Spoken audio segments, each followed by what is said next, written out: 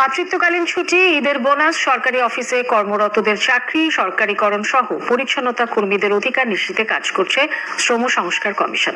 মঙ্গলবার বিকেলে রাজধানীর বিজয়নগরে শ্রম ভবনে পরিচ্ছন্নতা কর্মী ও গৃহকর্মীদের সাথে বৈঠক শেষে একথা জানান কমিশন প্রধান সৈয়দ সুলতান উদ্দিন আহমেদ। গৃহকর্মী নির্যাতনের কোনো বিচার হয়নি দাবি করে তিনি বলেন, তাদের অধিকার সুরক্ষা আইন ও বিধিমালা সংস্কারে কমিশন ভূমিকা রাখতে চায়। এ সময় অধিকার আদায় প্রশ্নে সব পোশাক কর্মীদের ঐক্যবদ্ধ থাকার পরামর্শ দেয় শ্রম সংস্কার কমিশন। এছাড়া সভায় পরিচ্ছন্নতা কর্মী ও গৃহকর্মীদের প্রতিনিধিরাও তাদের সামাজিক মর্যাদা, বেতন বৈষম্য সহ নানা অসঙ্গতি তুলে ধরেন। সরকারের কাছে তাদের সমস্যাগুলো তুলে ধরতে শ্রম সংস্কার কমিশনের দাবি জানান তারা।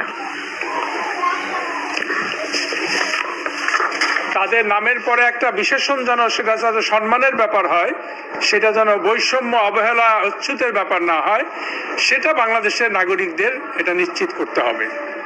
আজকে এই 53 বছর পরে স্বাধীনতার এই বিতর্ক আমরা রাখতে চাই না। তাদের মাতৃত্বকালীন ছুটি নেই, সরকারি অফিসে কাজ করে, সরকারি অফিস ঝকঝক তকতক রাখে, কিন্তু সরকারি কর্মচারী না, ঈদের বোনাস পায় না। এর চেয়ে দুঃখজনক কথা আমাদের আর শোনা মনে হয় দরকার নেই।